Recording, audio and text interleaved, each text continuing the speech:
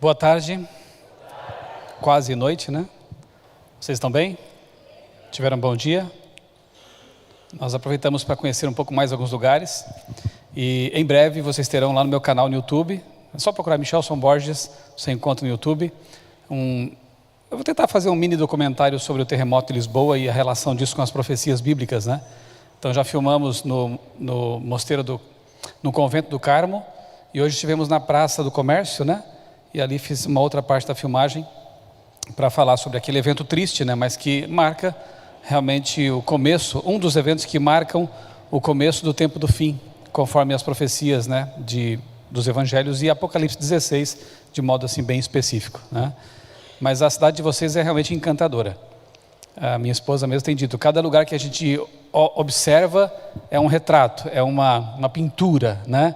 Então, essa convivência também do antigo com o moderno, né? Isso é muito interessante. Então, parabéns, hein, por morarem aqui, né?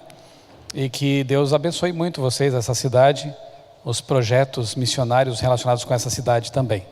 Como temos feito todas as noites, ou começo de tardes, né? Começo de noite, nós tentamos aqui responder algumas perguntas. E ontem eu disse que alguns foram meio profetas, porque já perguntaram coisas que ainda nem foram tratadas, e hoje não é diferente. Chegaram algumas perguntas que, na verdade, serão respondidas possivelmente na quinta-feira. Querem ver, por exemplo? Eu vou deixar uma aqui para responder hoje. Mas há aqui uma pergunta relacionada com fósseis, Pangeia, o megacontinente, né?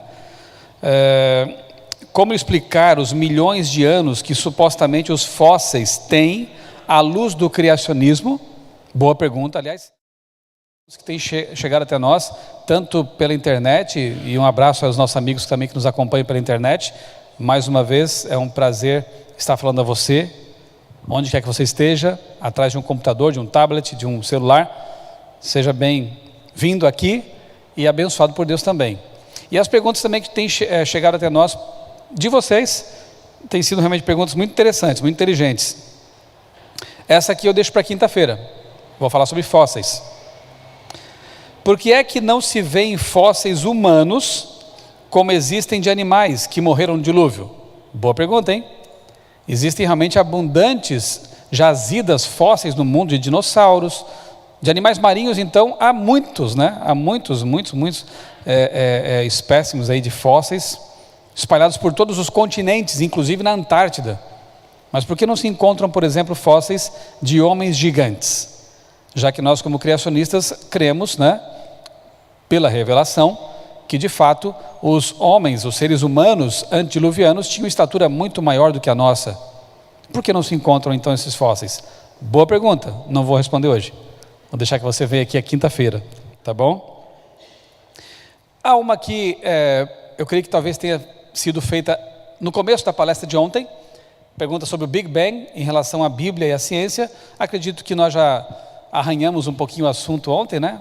Pelo menos tocamos a superfície do assunto, e eu não me atreveria a ir mais fundo do que isso, porque é tema para astrônomos, né? Astrofísicos. Aquilo que foi possível, tratamos ontem. E eu vou então, quem sabe, gastar um tempinho com a primeira pergunta da lista que chegou até mim. Como conciliar a idade da Terra e dos seres vivos com a datação das coisas usando o carbono 14? É um tema interessante, e o assunto das datação, né, é bastante polêmico também. Agora, uma coisa é bom que fique clara de início, né, que carbono 14 só é usado para datar material orgânico. Então, madeira, ossos, né, minerais, rochas. Aí é usado um outro método, tem a mesma lógica do carbono 14, porque é a questão do decaimento radioativo, né? Mas os elementos pai e filho, ou mãe e filho, você escolhe aí, mãe ou pai, são diferentes. Usa-se, por exemplo, urânio chumbo, potássio argônio e por aí vai. A lógica é a seguinte, à medida que o tempo passa, realmente essas substâncias que são radiativas, tipo o carbono 14, que é instável, diferentemente do carbono 12, que é estável, e urânio e outros, né, eles vão decaindo, essa é a palavra que se usa na química, né, há um decaimento radioativo, e vão sendo transformados em outros elementos, em outras substâncias, digamos assim, grosso modo. Se nós soubermos realmente a taxa, conhecemos a taxa de decaimento e conhecemos a meia-vida desse elemento, a gente pode estimar realmente uma data para aquilo ali. Vou fazer uma comparação assim bem simples, né? E usar agora o carbono 14, cuja meia-vida é de 5.000 e poucos anos, ok?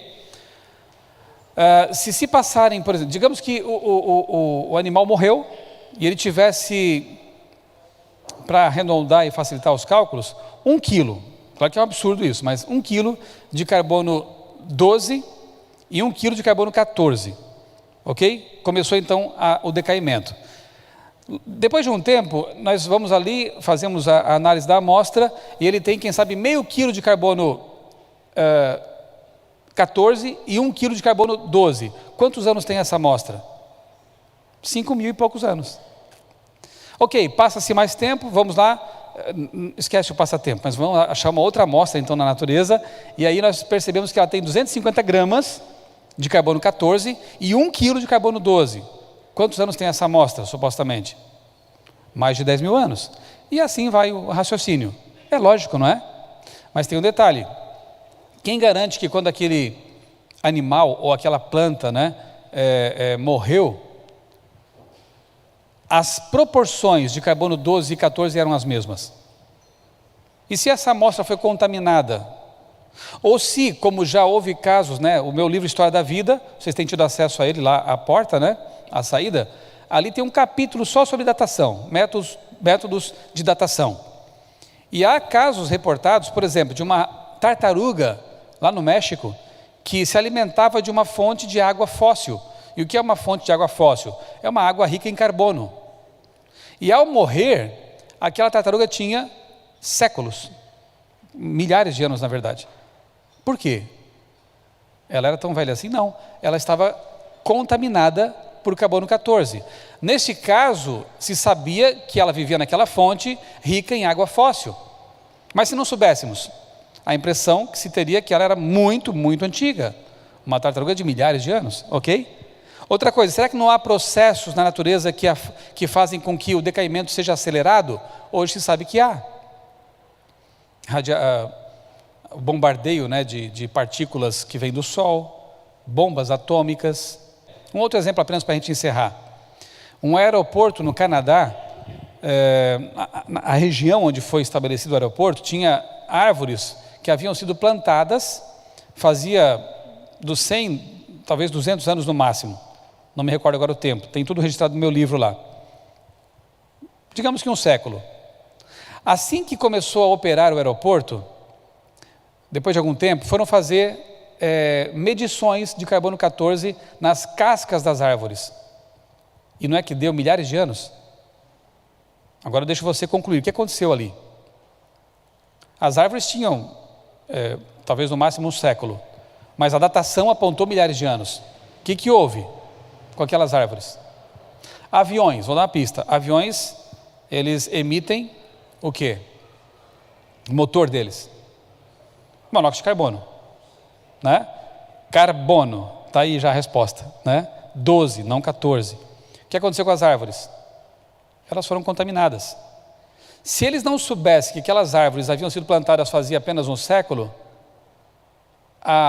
talvez um artigo científico teria a seguinte conclusão: essas árvores têm milhares de anos. Não tinham, elas foram contaminadas.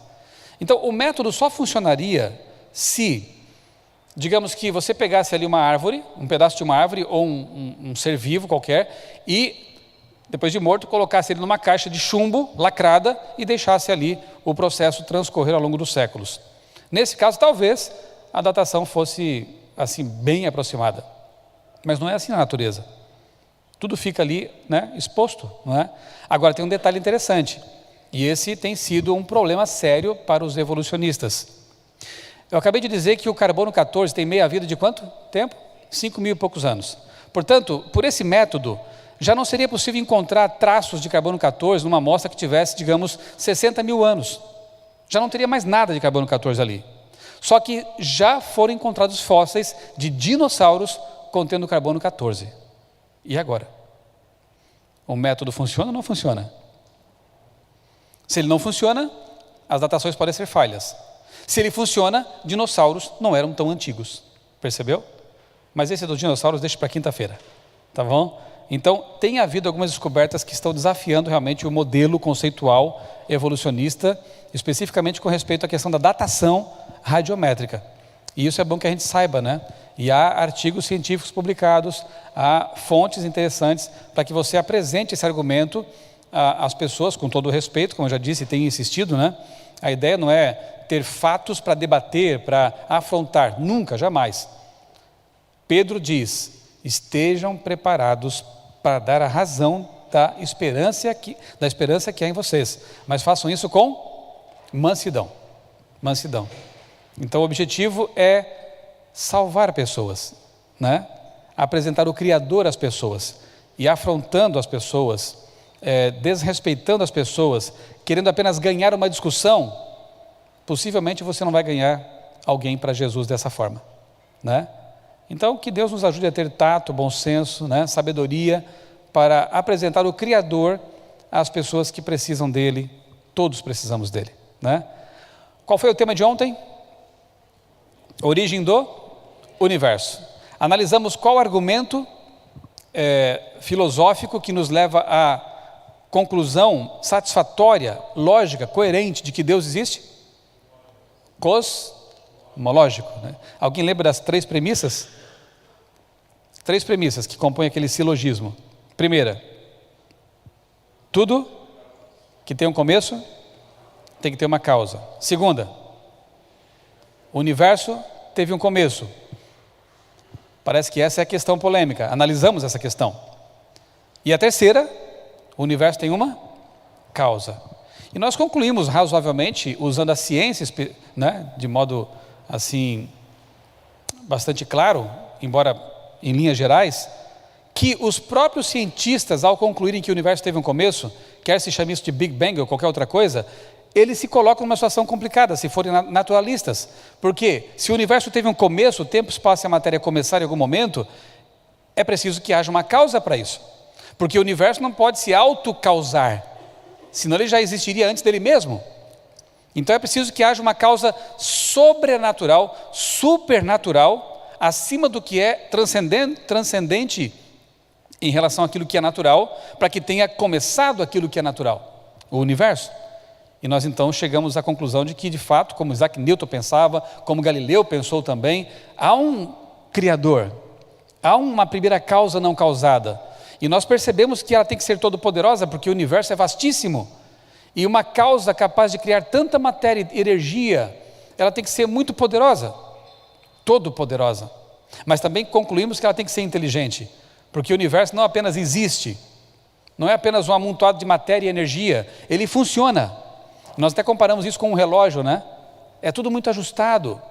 Leis constantes, que inclusive fazem alguns naturalistas ficar de cabelo em pé ou perder os cabelos, como alguns de nós têm acontecido com a gente, né? Então, é uma questão complicada, porque ele existe e funciona bem. Então, esse causador tem que ser inteligente. Além disso, ele tem que transcender o tempo, espaço e a matéria, porque ele criou o tempo, espaço e a matéria. Então, essa primeira causa, além de ser todo-poderosa, inteligente, supremamente inteligente, tem que ser o quê? Estar além do tempo, embora ele se intrometa no tempo, embora ele interaja com aqueles seres que são temporais, como nós, por amor a eles. Ele tabernacula, né? A palavra bíblica, né? Ele põe a sua morada aqui conosco, porque ele nos ama, mas ele transcende tudo isso. Ele está além de tudo isso. O próprio Salomão dizia, o templo está aqui, mas Deus, ele está além de tudo isso, né? Ele que por amor se faz, se coloca, se insere em nosso contexto. Então essa causa ela é transcendente ao tempo, ao espaço e à matéria, porque ele criou tudo isso. E finalmente concluímos que ele só pode ser uma causa pessoal, porque ele escolheu criar. Ele tomou a decisão de criar um universo, tempo, espaço e matéria. E curiosamente, essa é exatamente a causa que na Bíblia é chamada de Yahvé. Logos, Jesus Cristo, o Criador do universo. A Bíblia apresenta ele exatamente assim, como a filosofia nos ajuda a entender que ele é. Hoje, o argumento é outro. E eu quero começar, se dá um cliquezinho só lá, aí ele inicia e eu vou adiante. Muito bem. Eu quero começar com esse texto aí, Romanos capítulo 1, aqui, versos 19. Antes, porém, do texto, vamos ver um pequeno vídeo e depois a gente vai explorar um pouquinho essa animação aí interessante. Pode clicar no meio da tela e ele já executa. Se abriu a Bíblia, deixa marcada aí em Romanos capítulo 1.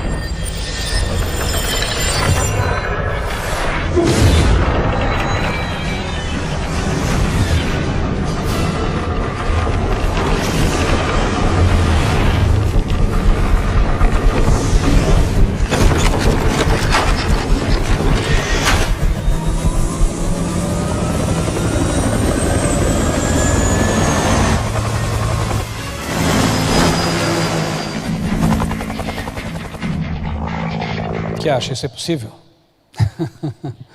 Vem lá do espaço, né? Uma bola de metal, choca-se contra a terra, né? Se esmigalha, e as peças começam naturalmente a se juntar, parafusos, porcas, né? Formarem assim motor, e finalmente um helicóptero funcionando e voando. Pode parecer uma brincadeira isso aqui, uma ilustração bastante grosseira, mas de certa forma é assim que muita gente pensa que a vida começou, né? E pior de tudo é que acham que ela veio do espaço mesmo. Daqui a pouco eu vou mostrar a vocês um artigo científico defendendo essa tese, essa ideia. Mas Romanos capítulo 1, versos 19 e 20, aqui o apóstolo Paulo, o grande apóstolo intelectual Paulo, ele escreveu o seguinte, 19 e 20.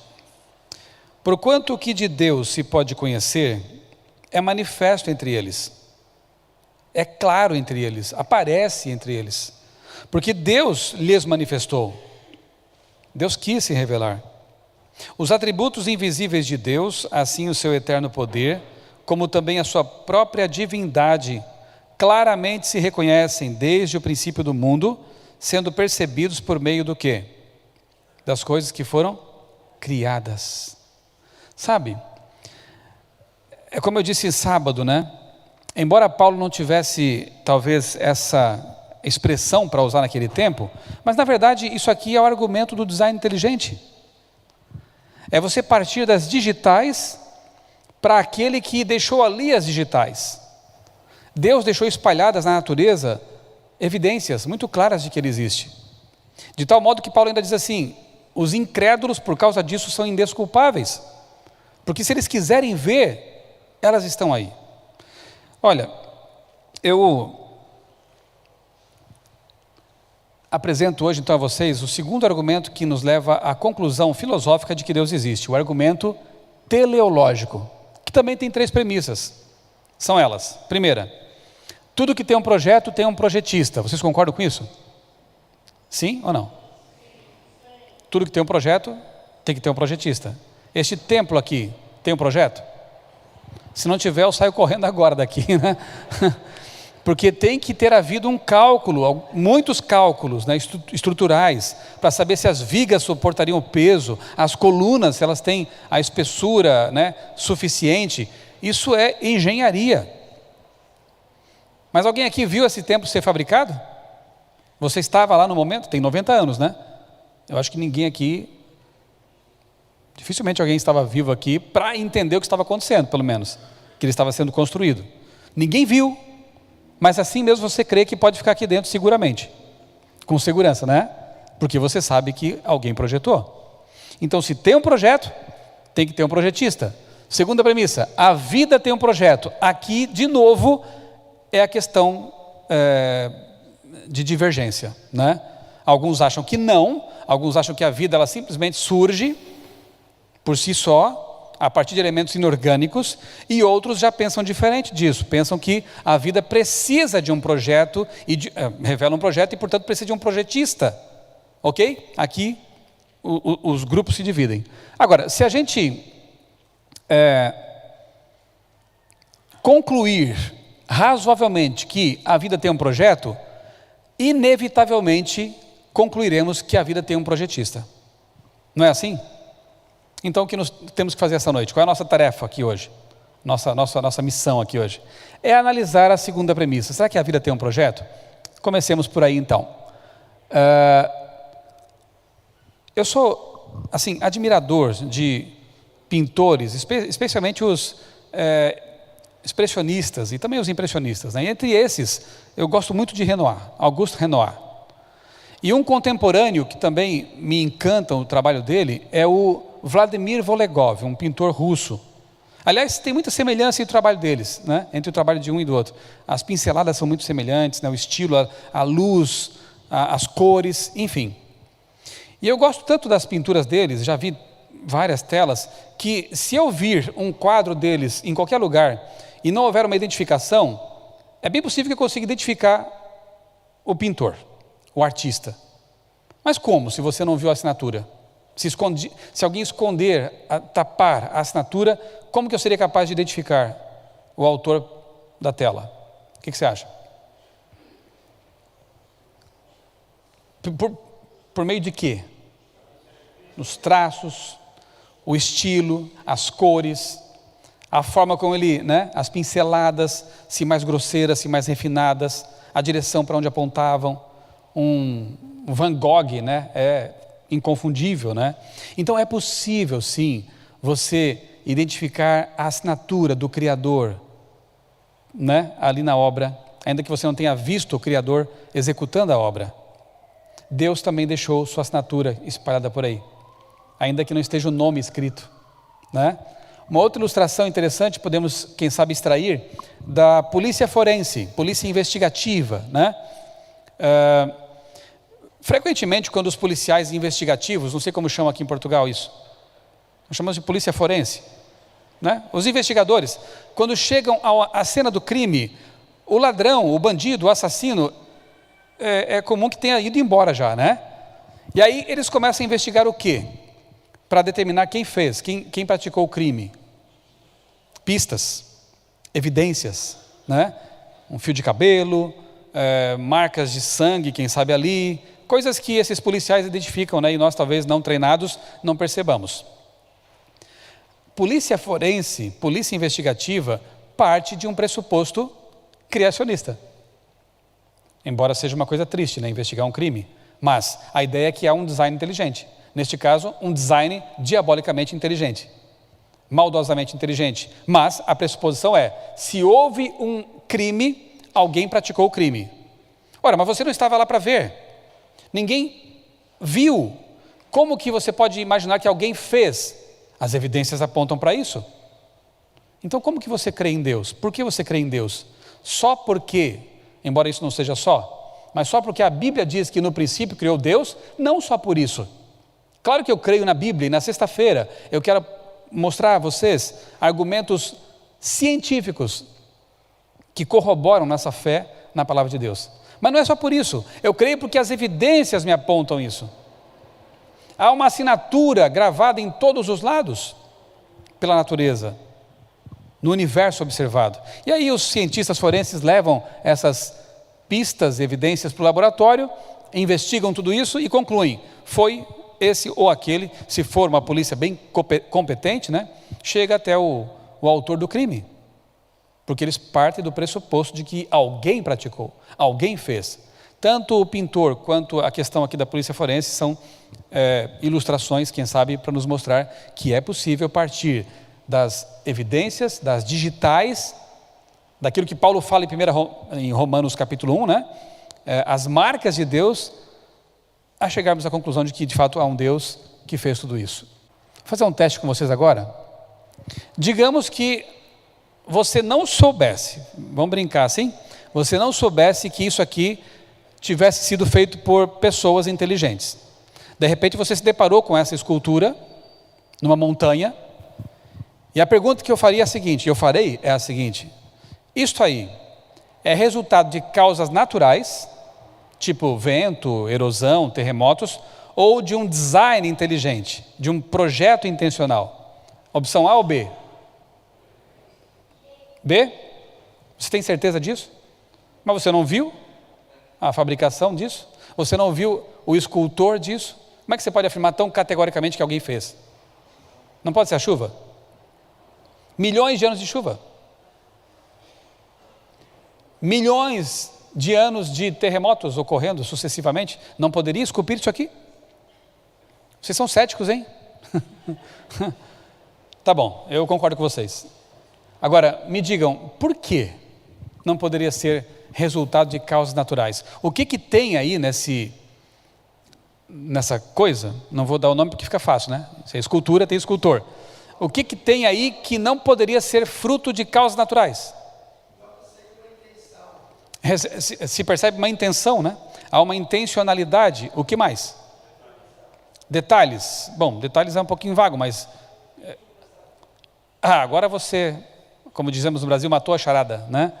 Existe uma coisa aí, um detalhe aí, que não ocorre naturalmente. Informação. Tem informação ou não tem informação? Tem muita informação. E olha, se houvesse apenas um rosto, já seria informação, né? Mas essa informação não é pura e simples informação. Esse rosto existiu. Ele revela um rosto que já existiu, portanto é uma informação específica. Uma informação específica. E são 4 rostos de pessoas que existiram, então é informação complexa. Informação complexa e específica não ocorre do nada. Depende de uma fonte informante. Neste momento há um computador funcionando para que essa apresentação esteja aqui na tela. Será que o programa que roda ali no computador, que é executado ali, ele surgiu por ajuntamento de comandos aleatórios? Ou foi preciso que uma pessoa inteligente, bem inteligente, programasse ali aquelas linhas de comando que a gente não entende, que não é da área? Né? Da mesma forma, se há informação complexa e específica, inevitavelmente é necessário que haja uma fonte informante, ok? Digamos que você esteja caminhando aí por uma praia. Qual é a praia mais bonita aqui de Portugal? Tem várias, né? Me diga uma. Hã? Eu não entendi. Essa aí. Deve ser muito bonita, porque foi a primeira a se manifestar, né? Ok, você está caminhando por essa praia e de repente você se depara com uma palavra escrita, ou uma frase, e vem um pescador brincalhão e diz assim: amigo, essa frase apareceu aí na areia. Você aceita isso? Apareceu ali. Mas ele insiste, ele fala assim: olha, mas foram centenas de anos as ondas batendo aqui, o vento soprando, e foram organizando as partículas de areia, de tal forma que depois de um bom tempo, essa frase apareceu aí. Você aceita assim mesmo? Mas vocês são difíceis. Vocês parecem céticos. Lembra que eu falei que é bom ser cético em muitos momentos, né? Quase sempre é bom ser cético. Você não aceita, sabe por quê? Embora não tenha visto alguém escrever, você sabe intuitivamente que escrita é informação. E informação depende de uma fonte informante. Ok? Até aqui? Vamos agora falar de coisa séria. Como diz um amigo meu que é químico, vida é coisa de profissional.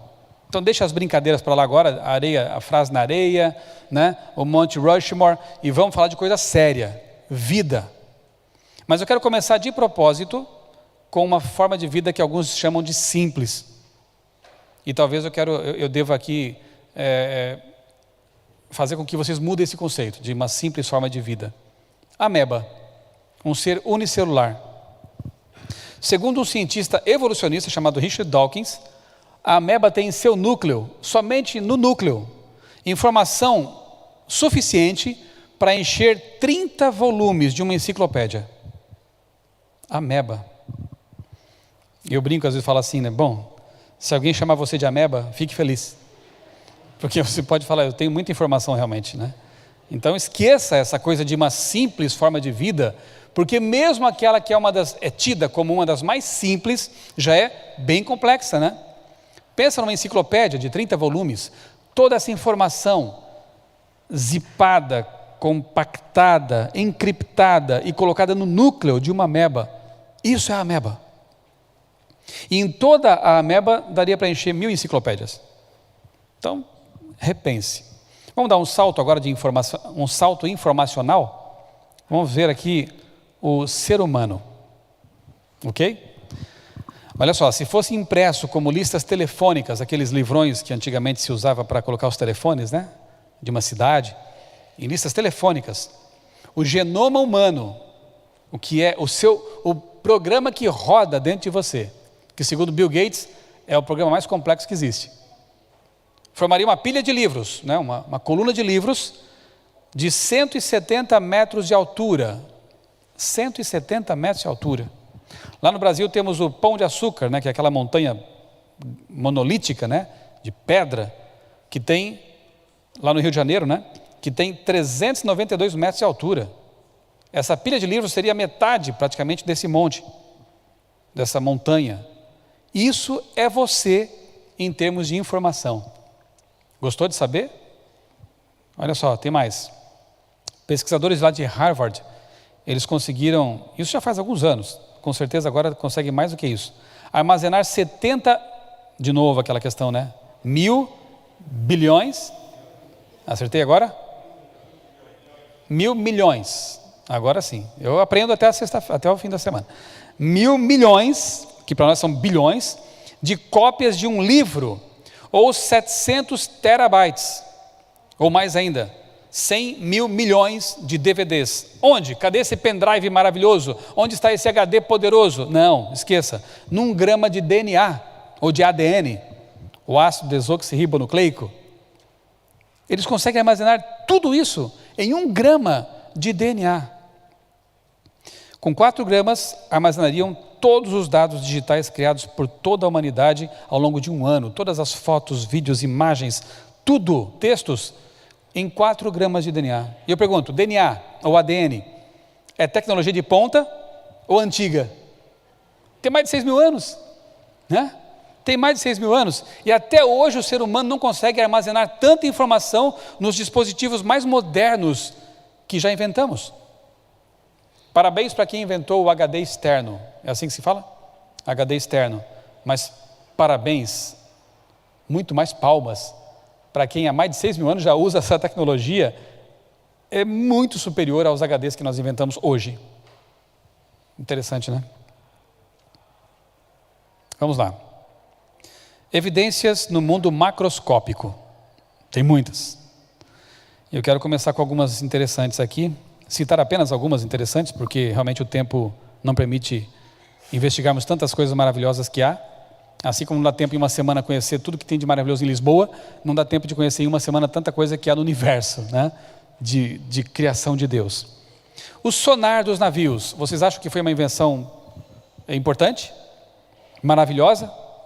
Pergunte ao pessoal do Titanic, se você pudesse perguntar, claro, se o sonar não era importante. Depois que o Titanic afundou, correram para desenvolver essa tecnologia. O sonar evitou que muitas tragédias depois acontecessem. Nas guerras ele tem sido assim, bastante útil, né? Para identificar mísseis, montanhas submersas que poderiam rasgar o casco do navio, enfim. É uma invenção tremendamente importante. E merecem palmas aqueles que a inventaram. Agora, não é tecnologia de ponta. Não é novidade. E eu usei aqui, como exemplo, 2 animais que, evolutivamente falando, estariam bem distantes um do outro, tá bom? Não são parentes próximos, para evitar que alguém dissesse, claro, eles são parentes próximos, então eles têm o mesmo mecanismo, porque um herdou do outro, enfim. Mas não, golfinhos e morcegos. Um mamífero aquático e um mamífero alado, voador. Sabiam que eles também dispõem de sonar, ecolocalização, e nos 2 é um gene apenas que codifica essa função, um gene chamado prestina. Como que um gene tão importante e tão complexo evoluiu separadamente em duas espécies tão distintas? São perguntas bem interessantes, não é? E assim, se você aplaude os homens que inventaram o sonar, aqui tem coisa mais complexa e bem mais antiga. Quem inventou isso? Não merece palmas também? Aplausos? Outro exemplo, GPS, é bom ou não é? Não é uma invenção importante? Eu me lembro quando ainda precisava usar aqueles mapas rodoviários, né? Que complicado aquilo. Uma cidade como São Paulo, por exemplo, 17 milhões de habitantes, uma infinidade de ruas, de lugares. Cada vez que eu tinha que ir para lá, para pregar em alguma igreja, lá são milhares de igrejas naquela cidade, eu ficava tenso. Era estressante essa tarefa de pegar um mapa, imprimir do Google, ainda já tinha o Google pelo menos, né?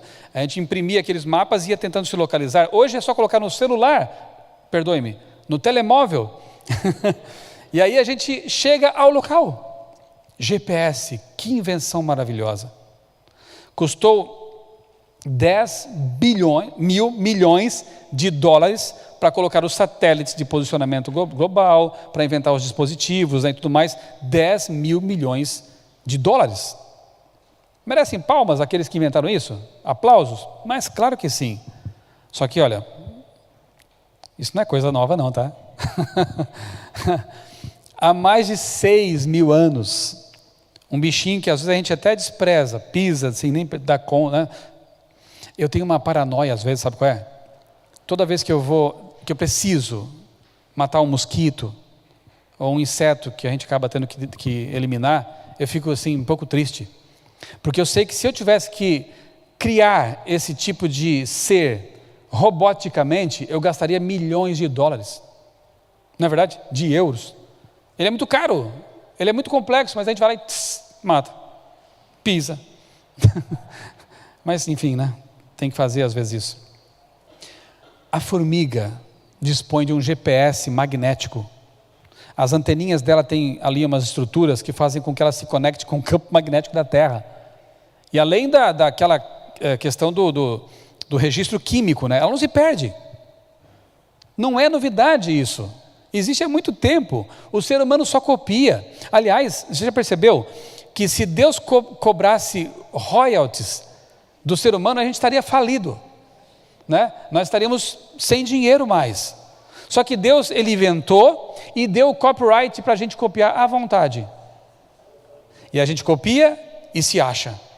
E se vangloria, né? Se gaba, não sei se fala aqui isso, né? Assim é o ser humano. São invenções maravilhosas, mas custa você atribuir realmente a quem lhe deu sabedoria e quem lhe deu ideias a honra também? Parabéns aos homens que fazem essas coisas, aos seres humanos que fazem essas coisas, mas muito mais honra merece aquele que fez o ser humano capaz de fazer essas coisas, né? GPS. Válvulas, são ou não são uma invenção inteligente? Útil? Totalmente, são tão simples e ao mesmo tempo tão complexas, né, e tão especiais. Hoje não haveria como termos automóveis, casas de banho, né, se não houvesse válvulas. Só que não são novidade também. Você já se perguntou como que a girafa não tem um AVC, um derrame cerebral, toda vez que ela abaixa a cabeça para beber água? Devia ter, porque todo aquele sangue desceria para o cérebro e as artérias, as veias, né, os capilares iriam explodir. Mas ela não tem um AVC instantâneo, né? Fala AVC? Um acidente vascular cerebral, né? Ela não tem. Por quê? Porque ao longo do pescoço ela tem microválvulas que vão regulando a pressão sanguínea, a quantidade de sangue suficiente, necessária, que chegue ao cérebro e ela possa ficar tranquilamente ali bebendo água. E quando ela ergue a cabeça, se não houvesse válvulas, e se ela tivesse sobrevivido ao derrame cerebral, ela morreria por falta de oxigenação cerebral. Porque todo o sangue desceria rapidamente e ela desmaiaria. Mas não acontece isso, porque as mesmas válvulas fazem com que o sangue desça na velocidade adequada. Como isso é possível? Válvulas, desde sempre, porque se não houvesse no começo, ela morreria no começo, né? Não teria girafa para contar a história hoje. E aí, nós copiamos e muitas vezes nos vangloriamos e esquecemos de dar a honra àquele que inventou. Vamos deixar o mundo macro e vamos agora para o mundo micro e ver algumas evidências interessantes também. O que é isso? Alguém arrisca um palpite? Alguém arrisca uma resposta? É bonito, né? Eu vi algumas pinturas aí enquanto passeávamos, quadros muito bonitos. Aqui parece arte moderna, né? E esse aqui, o que é? Puxa, já acabou com o suspense? Exatamente, são asas de borboletas, né? É uma estrutura assim, não é pigmento, é uma estrutura muito mais complexa do que isso. É uma cor iridescente, né? Ela cintila, é uma coisa fabulosa. Aqui outra, asas de borboletas, só que ampliadas de 7 a 17 vezes ao microscópio. Fantástico, né? Maravilhoso. Voltamos a falar um pouquinho agora sobre o código da vida, o DNA. 46 cromossomos, 2 metros de filamento enovelado, enroladinho dentro do núcleo. Você é muito comprido, sabia? Cada célula tem 2 metros. Emende, cole um no outro, para você ver quantos metros você tem. Dá para você ir até a Lua e voltar, eu acho. Amanhã eu vou falar um pouquinho sobre essa maravilha chamada corpo humano. Qual a origem do ser humano? Não perca, hein? Você que está na internet também não perca. Amanhã, nesse mesmo horário, vamos falar sobre a maravilha que é o ser humano. 3 bilhões de subunidades, adenina, timina, citosina e guanina, né? Aqueles que estudam aí biologia conhecem bem isso aí. Milhares de genes que codificam proteínas importantes que fazem com que nós existamos. E aí, esses 2 metros de filamento de DNA, ou ADN, eles estão dessa forma na célula. Hoje se sabe, é um glóbulo fractal, todo enrolado, todo enovelado, como novelo mesmo, né? Só que esse novelo, é assim também que se fala aqui? Um novelo de lã? Esse novelo, ele tem que ser desenrolado no momento da duplicação celular e depois se reenovelar. E não pode dar nó. Ele tem que funcionar direitinho. É demais. A densidade de informação alcançada é trilhões. Aqui eu já acho que seriam 1000 bilhões, né? 1000 bilhões de vezes mais alta do que os computadores mais modernos que temos hoje. E vem me falar de acaso? Esquece aquela ameba, esquece aquela frase na areia, esquece o Monte Rushmore. Eu estou falando de trilhões, 1000 bilhões de vezes mais informação do que nós temos qualquer memória de computador. E se nós concluímos que o Monte Rushmore ele foi esculpido, o que dizer disso? E eu quero contar uma historinha para vocês interessante. Alguns anos atrás, lá na Rússia, descobriram num veio de carvão, uma peça, uma engrenagem, um pedaço de uma engrenagem, de uma liga metálica que não ocorre naturalmente, alguém teve que fazer aquilo. Lá, num veio de carvão datado, olha a datação, em 300 milhões de anos. A coisa ficou complicada, né? O que uma peça metálica, uma engrenagem, fazia num veio de carvão de 300 milhões de anos? Quais poderiam ser as conclusões possíveis num achado desses? Primeira, nossos métodos de datação podem ser falhos. Não, isso não pode, deixa para lá. Não podem ser falhos. Eles têm que funcionar, porque nós precisamos de muito tempo para que tenha havido evolução. Ok, então se não foi isso, dinossauros faziam peças metálicas, porque só eles que viviam nesse tempo todo aí, atrás. Também não é razoável isso. E aí ficou uma situação complicada. Sabe qual foi a proposta de um dos cientistas e que silenciou a todos? Essa peça, está aí a foto, na verdade ela deve ter pertencido a uma nave espacial alienígena, de extraterrestres, que passava por aqui há 300 milhões de anos, perdeu a peça, ela caiu num lodaçal, numa turfeira, e aquilo depois de milhões de anos virou carvão, e a peça ficou lá. O que você achou da resposta?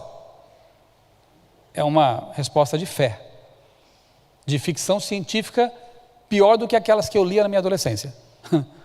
Mas aquilo foi aceito, porque era a única resposta possível para uma mentalidade evolucionista naturalista. Para um criacionista, é tão simples. Primeiro, o carvão não precisa ser tão antigo. O carvão pode ser muito mais recente do que isso, e é. Segundo, a Bíblia fala que os antediluvianos, como Tubal-Caim, por exemplo, já faziam metalurgia, já criavam ligas metálicas. Então, a Bíblia tem a resposta simples para essa questão. Mas para eles é um enigma, porque o modelo conceitual deles é totalmente diferente. E isso não se encaixa no modelo, né? O que vocês acham disso aqui agora? Olha só que interessante. Uma simples peça metálica, para eles, revelou design inteligente. Você percebeu? Porque nenhum cientista daqueles propôs a seguinte explicação. Gente, por favor, isso aí ao longo de 300 milhões de anos pode ter sido fruto do acaso, né? Parte de metais foram se unindo, né? E depois de algum tempo eles foram se moldando, e com mais tempo ainda foram assumindo essa forma de uma engrenagem. Isso é o acaso agindo. Ninguém propôs essa ideia. Sabe por quê? Porque quando você encontra uma peça, quando você encontra um projeto, isso aponta para um projetista. Mas como não cremos em Deus, foram os ETs. Agora você olha para isso aqui. É uma engrenagem inteira, né? Não é mais um dente apenas, é uma engrenagem inteira. O que você acha? O que você acha disso? Agora você vai ficar mais admirado ainda ao ver a quem pertence essa engrenagem. Clique para mim na tela, por favor. E você verá então essa engrenagem, inclusive, funcionando. Será que foi por acaso? This jumping insect is a juvenile Issus coleoptratus, also known as a plant hopper. It makes a living hopping from plant to plant and extracting sugar from the plant's veins. Unlike many jumping insects, the plant hopper's legs sit directly under its body, and this creates a unique problem. Unless both legs fire with exactly the same force and within microseconds of each other, Issus goes spinning through the air like a poorly thrown frisbee. In contrast, a grasshopper's legs are positioned on the outside of its body, which gives it a larger margin for air when taking off. A new study in the journal Science reveals how Issus has resolved this problem. On the inside of the insect's thighs are two sets of teeth. When it jumps, the teeth lock together, moving past each other at a rate of 50,000 teeth per second. This keeps the plant hopper's legs perfectly synchronized. According to the researchers, it's the first time that real working gears have ever been described in an animal, and they may be the first to have appeared on planet Earth. The plant hopper has been around for many millions of years, long before humans invented their own version of the gear. For Scientific American, I'm Eric Olson. Sempre tem que ter os many millions of years, né? Mas deixa para lá esse assunto aí. O que nos interessa é o seguinte: se uma peça, uma engrenagem, um pedaço dela revela design inteligente a ponto de ter que concluir que foi um ET que fez, isso aqui revela o quê? Acaso? Uma engrenagem que sincroniza o salto do inseto? E uma coisa que existe há milhares de anos já, né? Isso revela o quê? Design ou acaso? Sejamos coerentes. Se aquilo revela design, isso aqui muito mais. Olha só, o assunto começa a ficar complicado, né? Por exemplo, pense nos motores, agora os nanomotores, que são tecnologia de ponta realmente, nanomotores. Isso já existe há muito tempo na natureza, né? As bactérias, o espermatozoide dispõe também de rotores ultra eficientes. Olha só essa animação aqui, clica para mim, por favor, no meio da tela. Isso é uma animação 3D que mostra um rotor bacteriano. Aí está a bactéria flagelada, que tem um flagelo, né? um rabinho ali, né? E dentro dela um motor elétrico. Ele funciona eletricamente. Se você me diz que um motor de um automóvel ou um nanomotor criado pelo ser humano é design inteligente, isso aqui é muito mais. Porque a eficiência desses aí, ela é realmente absurda. Se não houvesse rotor no espermatozoide, o primeiro espermatozoide que evoluiu em algum lugar e apareceu por aí, não estaríamos aqui agora para contar a história. Ninguém estaria aqui agora. O espermatozoide precisa disso, e amanhã veremos que há um gene apenas que codifica essa função. Se esse gene não existisse, acabou, não tem humanidade. Não tem português, não tem brasileiro, não tem ninguém. A coisa começa a ficar complicada. E, finalmente, uma tese chamada panspermia cósmica, ela vai ser publicada numa revista científica, olha aí, daqui a 2 meses. Menos. Em agosto, na revista Progress in Biophysics and Molecular Biology. Uma revista científica de biofísica e biologia molecular vai acolher e publicar um artigo que já está disponível na internet, quem quiser pesquisar está ali o título, Aqui está aqui embaixo o título, né? Origem cósmica ou terrestre da explosão cambriana. Não tenho tempo agora de explorar essa questão da explosão cambriana, mas apenas penso o seguinte: a vida é muito complexa desde a origem. Eles sabem disso. E mesmo que houvesse transcorrido 1.000 bilhões, 3.000 bilhões de anos na Terra, não haveria tempo suficiente para a evolução de uma vida tão complexa. Porque o Cambriano nos mostra isso. Depois eu falo sobre o Cambriano mais em outra noite, tá bom? Mas o fato é que não dá tempo. E eles já concluíram isso, já perceberam isso. Aí a ideia é a seguinte, olha só. Essa citação é do artigo, tá? Que vai ser publicado em agosto. Todos os experimentos de laboratório que tentaram simular a origem da vida até agora levaram a fracassos deprimentes. Parece então razoável irmos ao maior local disponível com relação ao espaço e o tempo, o espaço sideral. Perceberam a admissão? Todos os experimentos que tentaram provar que a vida surgiria aqui na Terra fracassaram, deram em nada. E o que fazer agora? Joga o problema para fora. Essa é a ideia. Joga a batata quente, a gente fala no Brasil. Joga a batata quente para fora, porque aqui não está dando para resolver o assunto, a situação. Isso é a panspermia cósmica. Porque se você perguntar para um evolucionista que crê nisso, e cada vez mais estão crendo nisso. Ok, a vida não surgiu aqui, mas como é que foi que surgiu lá fora? Não sei. Não tem como investigar como aconteceu lá fora. Não tem como irmos para lá e analisar como que a vida surgiu. Isso é desculpa, você percebe? Nunca vai ser resolvido o assunto então. A batata quente foi jogada para fora e para bem longe. Agora, detalhe interessante, né? Como que eles pensam que foi então? Em algum lugar surgiu, quem sabe lá, uma bactéria. Ela embarcou num meteorito, num asteroide, e viajou pelo espaço.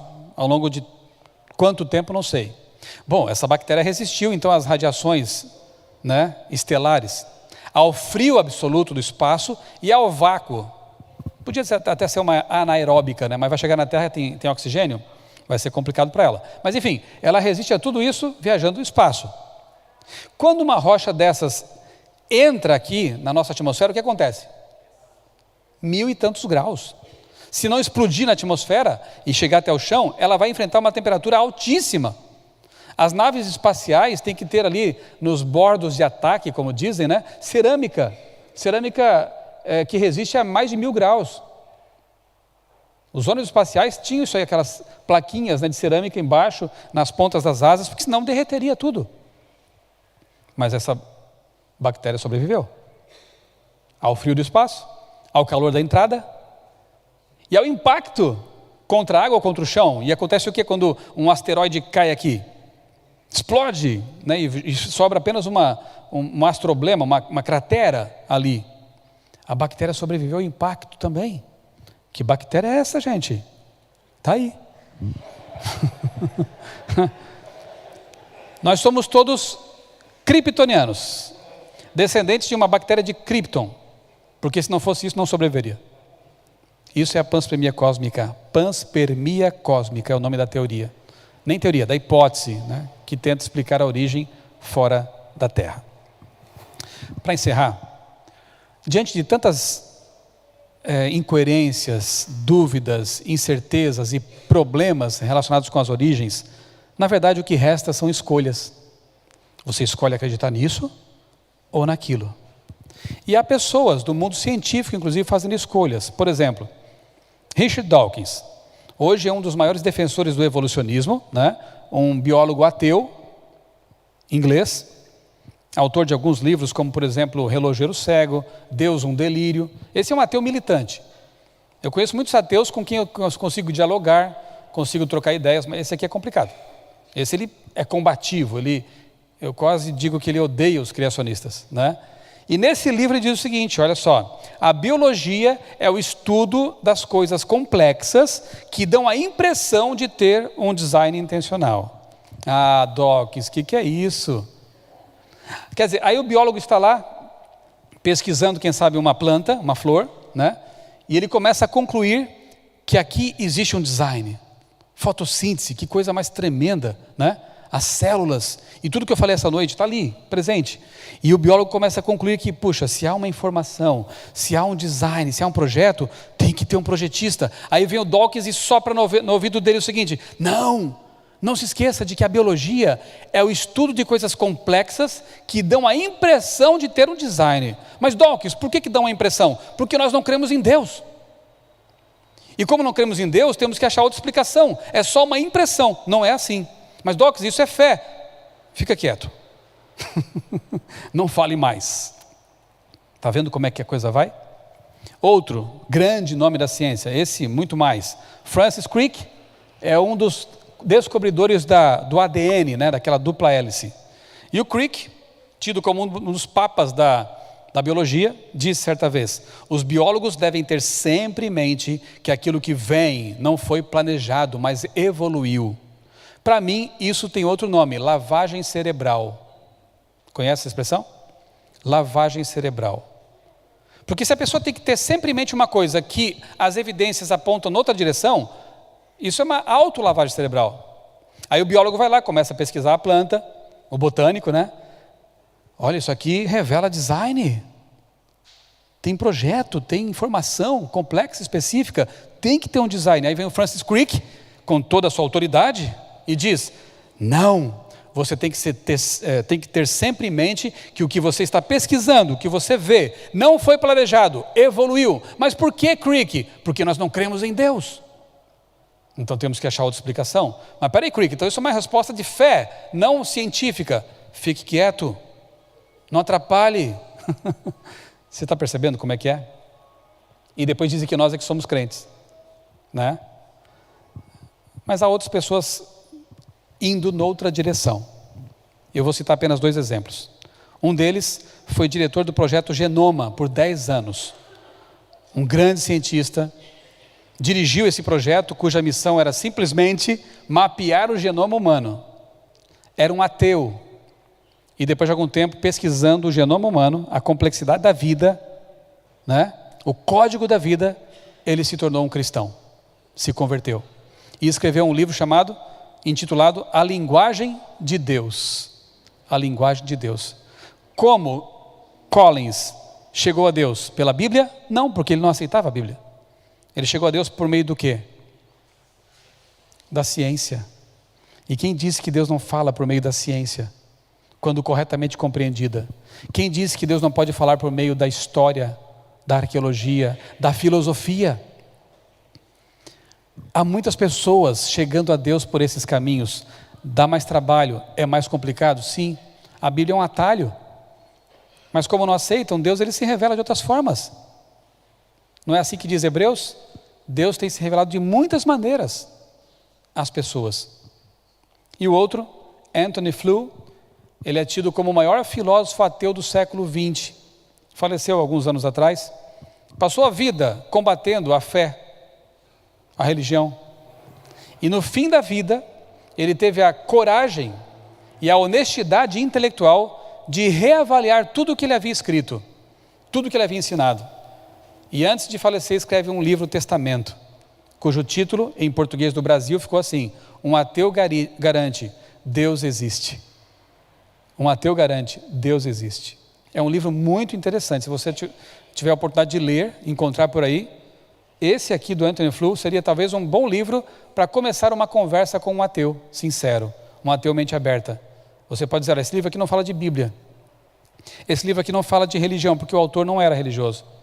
O autor aqui honestamente abre o coração e apresenta os argumentos filosóficos que o tornaram um cristão, que fizeram com que ele repensasse a sua descrença. Então, de um lado, tem cientistas que se apegam ao naturalismo, e de outro, alguns que estão reconhecendo Deus. E por que é assim? Porque a ciência, como humanamente se entende, né, o método científico, digamos assim, ele não tem nada que dizer com respeito a Deus. A verdadeira ciência, sim. Mas o método científico humano não fala sobre Deus, porque não alcança Deus. É uma questão de fé, de aceitação das evidências que são abundantes na natureza, no universo, no mundo que nos rodeia. E um outro livro que eu quero recomendar a vocês, Não sei se aqui em Portugal ele foi publicado, aí está a capa e o título da versão lá no Brasil. Deus em Questão, C.S. Lewis e Freud. O autor é um psicanalista cristão e ele faz uma análise da vida, do pensamento desses dois grandes nomes da humanidade, Lewis e Freud, dois ateus. E ele mostra, é muito interessante o livro, porque ele mostra que ambos, Freud e Lewis, tiveram problemas na infância com os pais. Tiveram um relacionamento complicado com os pais. O pai do Freud era judeu. E ele nunca aceitou muito bem essa situação, especialmente a perseguição que era movida contra os judeus. E ele tinha uma aversão à religião por causa disso. E o C.S. Lewis tinha problemas com o pai também. Tanto que numa das guerras de que ele participou, o pai nem foi visitá-lo quando ele foi ferido na batalha. Ele tinha raiva do pai. E curiosamente, ambos tinham raiva de Deus. Não é interessante isso? Muito do que a gente pensa, sente e crê tem que ver com a infância.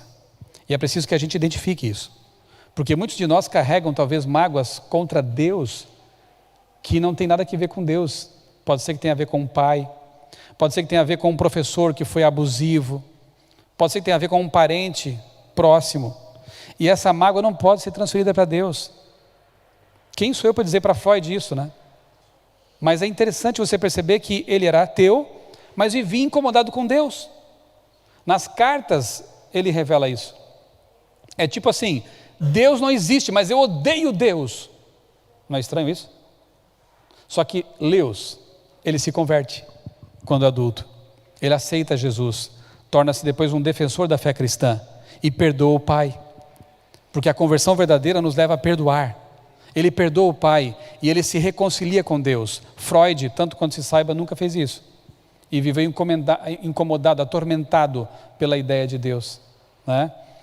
Uma outra informação que o Dawkins deixou escapar numa entrevista foi a de que nos anos 50 ele foi vítima de assédio, pedofilia, numa escola anglicana religiosa.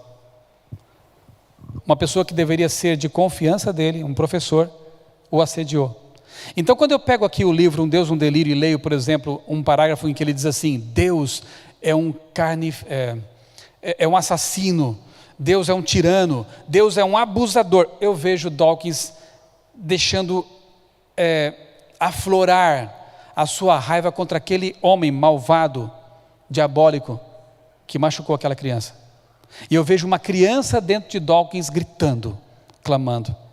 E como dá vontade de dizer para esse homem: Deus não tem nada a ver com isso.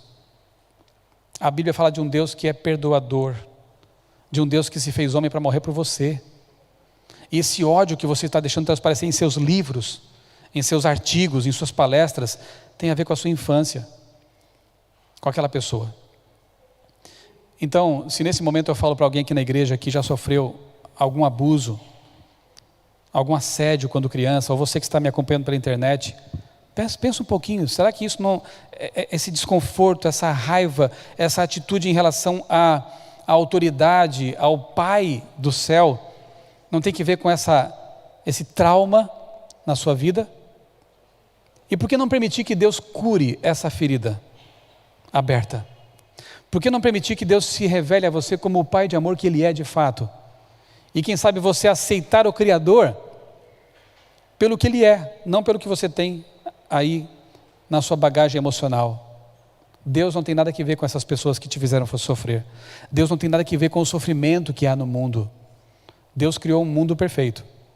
Escolhemos um mau caminho, mas Ele se comprometeu a consertar as coisas, a curar nossas feridas. Para você, quem é Deus? Abra sua Bíblia e vamos ler aqui o último texto, em Isaías 49, verso 15. Isaías 49, verso 15.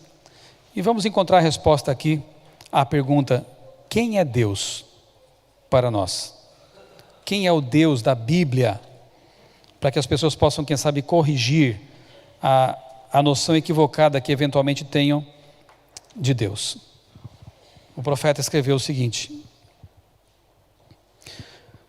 acaso pode uma mulher esquecer-se do filho que ainda mama, de sorte que não se compadeça do filho de seu ventre, mas ainda que ela, a mãe, viesse a se esquecer dele, do filho, eu, todavia, não me esquecerei de ti. Amém. Esse é o nosso Deus. Deus usa aqui o amor mais sublime, o mais próximo talvez que exista aqui na humanidade, que possa ser comparado ao dele, que é o amor de mãe. Mas mesmo que uma mãe esquecesse de um filho, Deus nos garante, eu não vou me esquecer de você jamais. Deus ama os ateus, Deus ama os agnósticos, Deus ama os anjos caídos, Deus ama a todos, e Ele espera que essas pessoas, os seres humanos que estão distantes dele por motivos quaisquer, entendam isso e o aceitem como Salvador.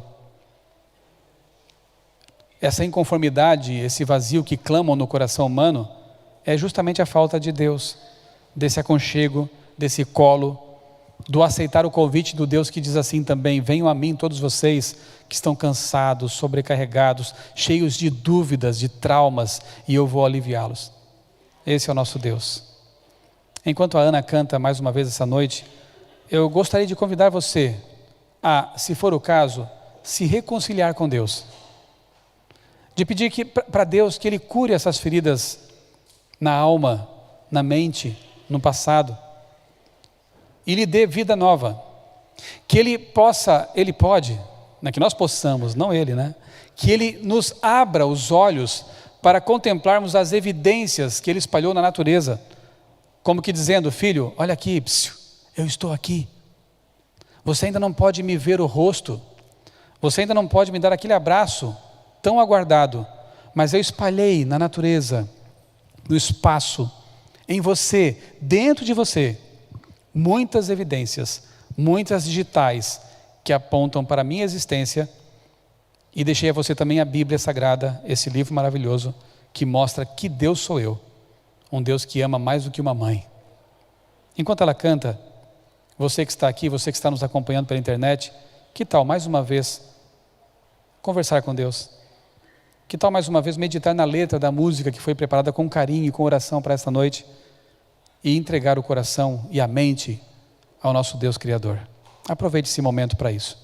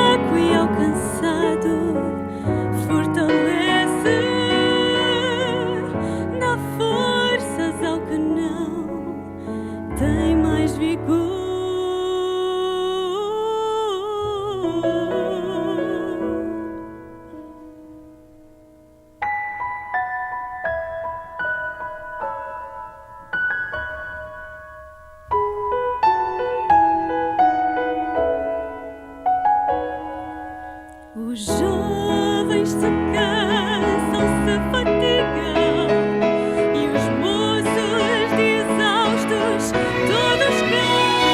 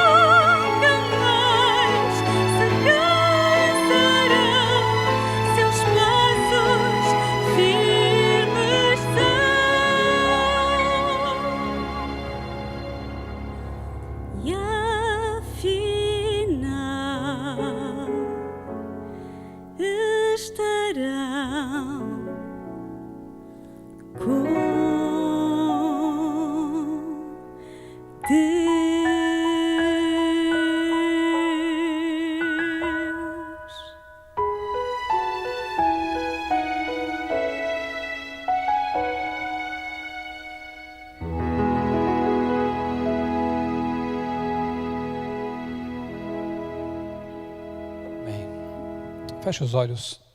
Vamos falar com esse Deus maravilhoso. Santo Deus e Pai, obrigado, porque mais uma vez nesta noite, nesta série Origens, Tu falaste à nossa mente e ao nosso coração, ao nosso ser inteiro, nos revelando as digitais da criação que apontam para a Tua mão poderosa, Criadora. Obrigado, Senhor, porque nos rodeaste de evidências, de sinais, como que chamando nossa atenção para a Tua existência, para a Tua realidade e também para a Tua palavra, que é a suprema revelação desse Deus poderoso e amoroso. Obrigado, Pai, porque nesta noite certamente houve cura aqui nesta igreja.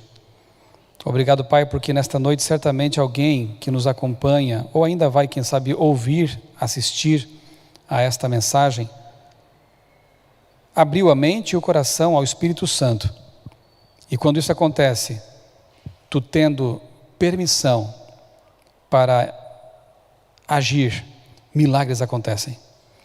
A fé pode ser restaurada, um trauma do passado pode ser curado, e nossa visão espiritual aberta, nossa mente esclarecida para aceitar a Tua revelação e a promessa da Tua vinda para refazer, recriar tudo que foi estragado pelo pecado. Obrigado, Senhor, por mais essa noite. Abençoa-nos e traze-nos de volta na noite seguinte para ouvirmos um pouco mais da Tua palavra e das maravilhas da criação. Nós pedimos e agradecemos em nome do Senhor Jesus. Amém.